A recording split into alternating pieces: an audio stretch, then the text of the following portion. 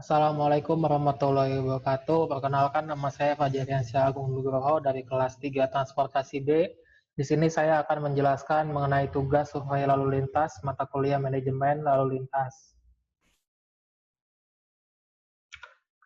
Nah, tujuan dari survei ini yaitu untuk mengukur kinerja jalan yang didasarkan pada indikator VCR, yaitu perbandingan volume lalu lintas dan kapasitas jalan.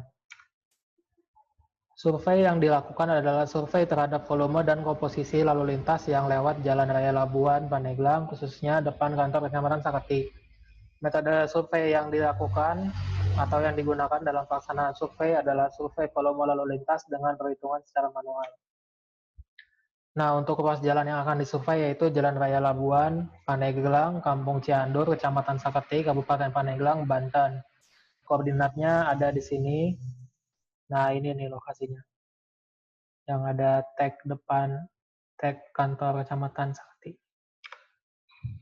Nah, ini adalah dokumentasi saya bahwa saya telah melaksanakan survei ini. Kemudian untuk formulir survei lalu lintas jalannya atau formulir survei ruas jalannya ini ada geometri jalannya, yaitu sebagai berikut, bisa dilihat ya.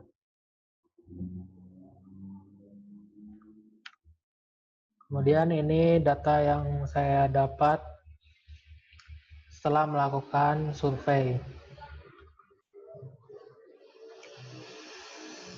Langsung aja ke penghitungan volume lalu lintasnya, ada di Excel.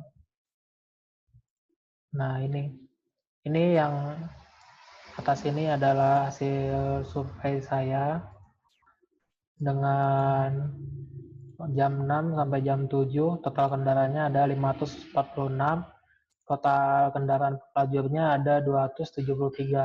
Kemudian jam 7 sampai jam 8, total kendaraan pelajurnya ada 453,5. Kemudian karena dia jenis jalannya adalah dua lajur satu arah, yang ini, maka IMP-nya pakai yang 1,3 untuk HV dan MC-nya 0,4. Nah, dimasukkan ke sini yang warna kuning, maka didapat hasil SMP-nya seperti ini. Ini untuk hasil SMP-nya, dan untuk hasil SMP per jamnya ada di sini. Untuk jam 6 sampai jam 7, hasil SMP-nya yaitu 168,9 per lajur, dan untuk jam 7 sampai jam 8, total kendaraannya 295,1 per lajur. Kemudian ini kendaraan tertingginya 453,5, kendaraan rata-ratanya 363,25, SMP per jam tertinggi 295,1, SMP per jam rata-ratanya 232. Kemudian ini grafik volume lalu lintas per lajurnya. Karena cuman mengamati 2 jam, maka grafiknya lurus, tidak naik turun. Nah, kemudian untuk menghitung kapasitasnya.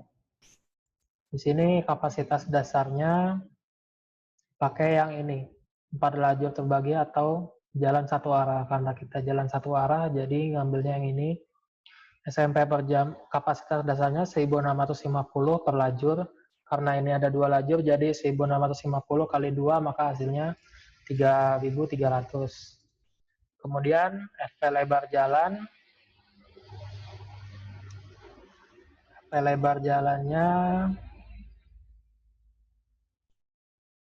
yang ini, jalan satu arah, lebarnya itu 3 meter per lajurnya. Di 2 lajur itu totalnya 6 meter. Kemudian FCW-nya ini 0,92, ini 0,92. Kemudian faktor pemisah arah. Faktor pemisah arahnya ini 50-50 dengan 2 lajur, maka di sininya 1. Kemudian untuk faktor hambatan samping, ini saya kategorikannya di sangat rendah atau rendah di VL. Di VL ini berarti daerah pemukiman jalan dengan jalan samping. Jadi di sininya jalan satu arah yang VL, lebar bahunya 2 meter, berarti kita ambil yang ini 1,01. Di sini 1,01. Kemudian untuk faktor ukuran kota. Faktor ukuran kota di sini jumlah penduduk Kota Pandeglang ini ada 1.205.203.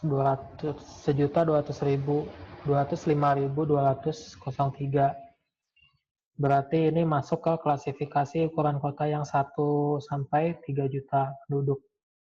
Maka di sini faktor penyesuaiannya 1.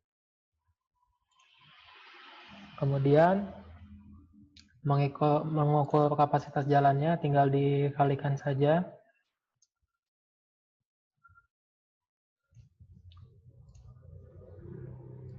Antara kapasitas dasar dikali faktor lebar jalan dikali faktor pemisah dikali faktor hambatan samping dikali faktor ukuran kota. Maka didapatnya hasil 3066,36 SMP per jam.